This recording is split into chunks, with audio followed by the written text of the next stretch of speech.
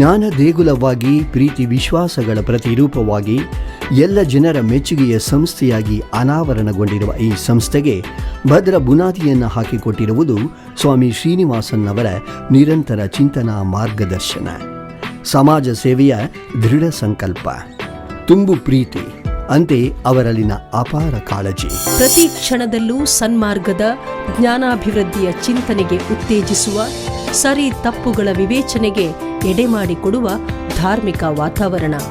ಇದೇ ಈ ಸುಂದರ ಪ್ರೇರಣೆಯೇ ಅಂದು ಶ್ರೀನಿವಾಸನವರಿಗೆ ಭಗವಂತನ ಪ್ರತಿರೂಪವಾಗಿ ಕಾಣುವ ಪುಟ್ಟಪರ್ತಿ ಭಗವಾನ್ ಸಾಯಿ ಬಾಬಾರವರ ಉಪದೇಶ ಮತ್ತು ಆಶೀರ್ವಾದ ದೊರಕಿದ್ದು.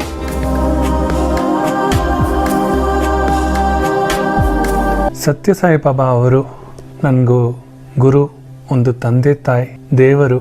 ಅವರ ಅನುಗ್ರಹನೆಂದು ಇವತ್ತು ನಾನು ಒಂದು ಪ್ರೊಫೆಸರ್ ಆಗಿ, ಒಂದು ಡಾಕ್ಟರ್ ಆಗಿ, ಮೆಡಿಕಲ್ ಸರ್ವಿಸಸ್ ಆರೋಗ್ಯ ತಪಾಸಣೆ ಮಾಡೋದಕ್ಕೂ ಒಂದು ಅನುಗ್ರಹ ಕೊಟ್ಟಿರೋದು ನಮ್ಮ ದೇವರು. ಶ್ರೀನಿವಾಸನ್ನವರ ಕನಸಿನಲ್ಲಿ ಪದೇ ಪದೇ ಬಾಬಾರವರು ಬಂದು ಅವರ ಮನಸ್ಸಿನಲ್ಲಿ ನೆಲೆ ನಿಂತರು. ಅಂದಿನಿಂದ ಗುರು ಸಾಯಿ ಬಾಬರ ಸಂಪೂರ್ಣ ಅನುಗ್ರಹದಿಂದ ವಿದ್ಯಾ ವಿನಯ ಸಂಪನ್ನರಾಗಿ, ತೇಜಸ್ಸಿನ ಮೂರ್ತಿಯಾಗಿ, ಅನುಕಂಪದ ಸೆಲೆಯಾಗಿ ಬೆಳೆದರು. 2012ನೇ ಇಸವಿ ಜನವರಿ 19ರಂದು ನಾಡಿನ ಬೆಂಗಳೂರು ಗ್ರಾಮಾಂತರ ಜಿಲ್ಲೆಯ ನೆಲಮಂಗಲ ತಾಲೂಕಿನ ಈ ಅರ್ಜುನ ಬೆಟ್ಟಹಳ್ಳಿಯಲ್ಲಿ ಇದು ಪರಿಪೂರ್ಣ ಸನಾತನ ಕೊಟ್ಟಿರೋ ಕಾರಣ ಅಂದರೆ, ಪರಿಂದ್ರೇನೇ ದೇವರು. ಯಾರು ಕಾಣಿಸಿಲ್ಲವೋ, ಯಾವತ್ತೂ ನಮ್ಮ ಹೃದಯದಲ್ಲಿ ವಾಸ ಮಾಡ್ತಾ ಇರ್ತಾರೋ ಅವರೇ ಪರಿ. ಅವರು ಪೂರ್ಣವಾಗಿ, ಸಂಪೂರ್ಣವಾಗಿ ನಮ್ಮ ಹೃದಯದಲ್ಲಿ ವಾಸ ಮಾಡ್ತಾ ಇದ್ದಾರೆ. ಸನಾತನ, ಎಟರ್ನಲ್. ಸನ್ ತನ್ ಅನ. ಸಂದ್ರೆ ಒಳ್ಳೆ ರೀತಿಯಾಗಿ, ತನಂದರೆ ಈ ಶರೀರ, ಅನ ಅಂದರೆ ಫೈರ್, ಪ್ರಾಣ. ಆ ಸನ್ ತನ್ ಅನ ರೂಪವಾಗಿ ಹೃದಯದಲ್ಲಿ ವಾಸ ಮಾಡೋರೇ ಪರಿಪೂರ್ಣ ಸನಾತನ ಅಂಟು. ಸಾಮಾಜಿಕ ಕಳಕಳಿಯನ್ನು ಹೊತ್ತು, ನಿರಂತರವಾಗಿ ಜನರ ಕಲ್ಯಾಣಕ್ಕಾಗಿ ಮಹತ್ತರ ಆಶಯಗಳನ್ನು ಹೊತ್ತು, ಗ್ರಾಮದ ಪ್ರತಿ ಮನೆಗೆ ಭೇಟಿ ಕೊಟ್ಟು ಅವರ ನೋವು ನಲಿವುಗಳನ್ನು ಆಲಿಸಿ, ಅವರೆಲ್ಲರಿಗೂ ಸುಲಭ ಆರೋಗ್ಯದ ಹಾದಿಯನ್ನು ತಮ್ಮ ಟ್ರಸ್ಟ್ನ ಮೂಲಕ ತೋರುವ ತುಂಬು ಹಂಬಲ. ಗ್ರಾಮಸ್ಥರಿಗೆ ಶುದ್ಧ ಕುಡಿಯುವ ನೀರಿನ ಸೌಲಭ್ಯವನ್ನು ತಕ್ಷಣ ತಮ್ಮ ಸ್ವಂತ ಖರ್ಚಿನಲ್ಲಿ ಒದಗಿಸಿಕೊಟ್ಟರು. ಅಂತೆ ಸುಲಭ ಓಡಾಟಕ್ಕೆ ಸುಂದರ ರಸ್ತೆ ಹಾಗೂ ಬೀದಿ ದೀಪಗಳ ಸೌಕರ್ಯಕ್ಕೆ ಸರಕಾರಕ್ಕೆ ಮನವಿಯನ್ನು ಮಾಡಿ ಶೀಘ್ರಗತಿಯಲ್ಲಿ ಆಗು ಮಾಡಿದರು. ಬುದ್ಧಿಮಾಂದ್ಯ ಮಕ್ಕಳನ್ನು ಹುಡುಕಿ ಅವ್ರನ್ನ ಇಲ್ಲಿ ಕರ್ಕೊಂಡು ಬಂದು ಅವ್ರಿಗೂ ಸೇವೆ ಮಾಡ್ತಾ ಇರ್ತೀವಿ ಫಾರ್ 2 years. ಅದಾದ ತಕ್ಷಣ ಅವ್ರಿಗೂ ಸ್ವಲ್ಪ ಆರೋಗ್ಯ ಚಿಕಿತ್ಸೆ ಮಾಡೋದಕ್ಕೂ ಡಾಕ್ಟರ್ಸ್ ಎಲ್ಲ ಕರೆಸಿದ್ದೀವಿ. ಪೂಜ್ಯರ ನಿಸ್ವಾರ್ಥ ಸೇವಾ ಮಾದರಿ, ಅವರ ಆಶೀರ್ವಾದ ಎಲ್ಲರ ಶ್ರದ್ಧೆಯನ್ನ ಇಂದು ಇಮ್ಮಡಿಗೊಳಿಸಿದೆ. ಸೇವಾ ಕೈಂಕರ್ಯದ ಮಿಡಿತವನ್ನ ಹೆಚ್ಚಿಸಿದೆ. ಸದ್ಭಾವನೆಯನ್ನ, ಹೊಸ ಒಂದು ಆಶಯವನ್ನ ಎಲ್ಲರಲ್ಲೂ ಮೂಡಿಸಿದೆ.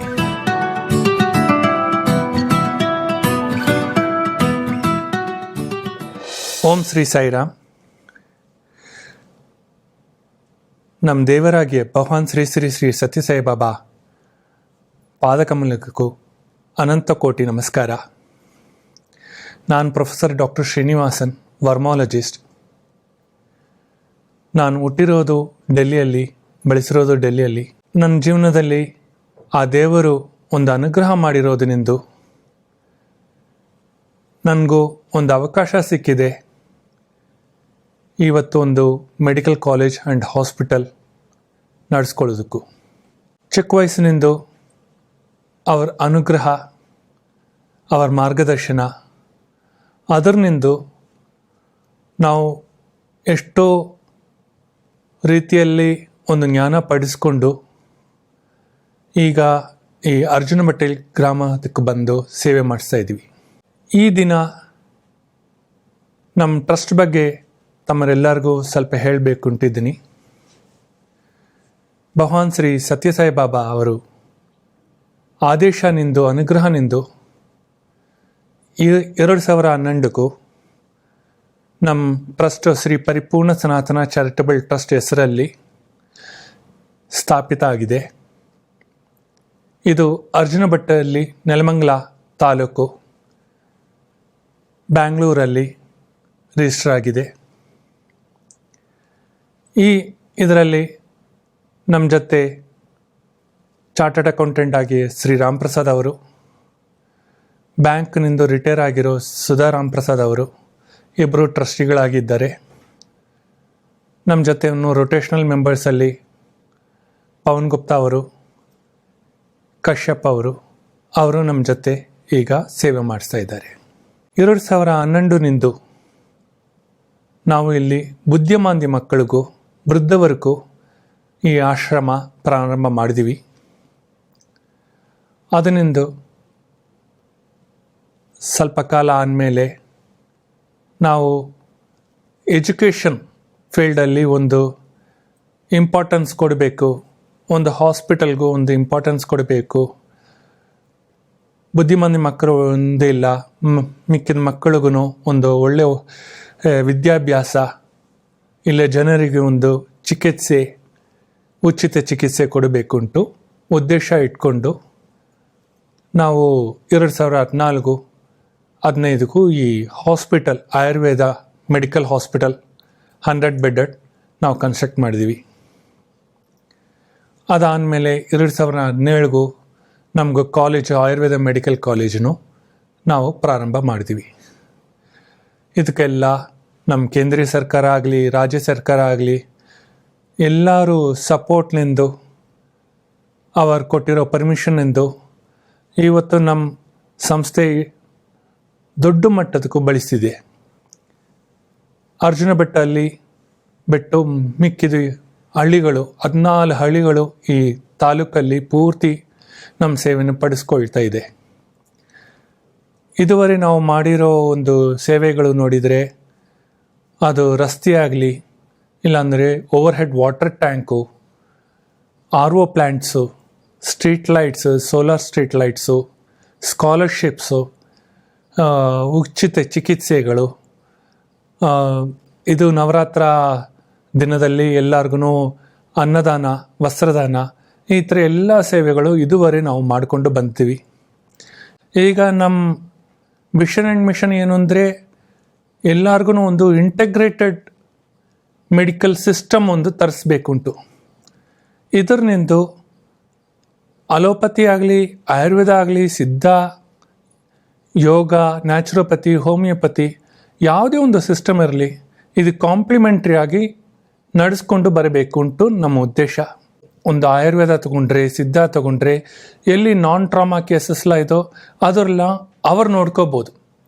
ಅದರಿಂದ ಒಂದು ಪೇಷಂಟ್ಗೂ ತುಂಬ ಒಂದು ಮೈಯಲ್ಲಿ ಒಂದು ದೋಷ ಇದ್ದರೆ ಅಂದರೆ ಆ ದೋಷನೂ ವಿತೌಟ್ ಎನಿ ಮೆಡಿಕೇಷನ್ ಸಪೋರ್ಟ್ ಯಾವ ಥರ ಸರಿಪಡಿಸ್ಕೋಬೋದು, ವಿತ್ ನ್ಯಾಚುರಲ್ ಹೆಲ್ತ್ ಡಯಟ್ ಆಗಲಿ, ಲೈಫ್ ಸ್ಟೈಲ್ ಆಗಲಿ, ಆ ಥರ ಎಲ್ಲ ಮಾಡ್ಕೋಬೋದು. ಅದು ನಮ್ಮ ಸಿದ್ಧಾಂತ ಹೇಳಿಕೊಟ್ಟಿದೆ.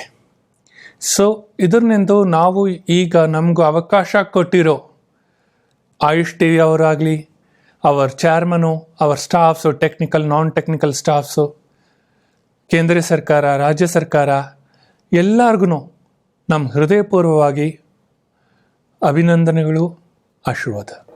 ಓಂ ಶ್ರೀ ಸಾಯಿರಾಮ್. ನನ್ನ ಹೆಸರು ರಾಮ್ ಪ್ರಸಾದ್ ಅಂತ. ಈ ಪರಿಪೂರ್ಣ ಸನಾತನ ಚಾರಿಟಬಲ್ ಟ್ರಸ್ಟ್ ಸಂಸ್ಥೆಯ ಟ್ರಸ್ಟಿ ಆಗಿದ್ದೇನೆ. ಈ ಪರಿಪೂರ್ಣ ಸನಾತನ ಚಾರಿಟಬಲ್ ಟ್ರಸ್ಟ್ ಈ ಸಂಸ್ಥೆಯು 2012 ಜನವರಿ 19 ಸ್ಥಾಪನೆಯಾಯಿತು. ಇದೇ ಬೆಂಗಳೂರು ಗ್ರಾಮಾಂತರ ನೆಲಮಂಗಲ ಜಿಲ್ಲೆಯ ಅರ್ಜುನಬೆಟ್ಟಹಳ್ಳಿ ಎಂಬ ಒಂದು ಗ್ರಾಮದಲ್ಲಿ ನಾವು ಒಂದು ಜಾಗವನ್ನು ಪಡೆದುಕೊಂಡು 2012ರಲ್ಲಿ ಅದಕ್ಕೆ ನಾವು ಆರಂಭವನ್ನು ಮಾಡಿದ್ವಿ. 2012ರಲ್ಲೇ ನಾವು ಸ್ವಾಮೀಜಿ ಆದೇಶದ ಪ್ರಕಾರ ಭಗವಾನ್ ಸತ್ಯಸಾಯಿಬಾಬಾವರ ಪ್ರೇರಣೆಯಿಂದ ಇಲ್ಲಿ ಒಂದು ಸಾಮಾಜಿಕ ಒಂದು ಸೇವಾ ಕೇಂದ್ರ ಮಾಡಬೇಕು ಅಂತ ಒಂದು ಇಚ್ಛೆ ಆಯಿತು.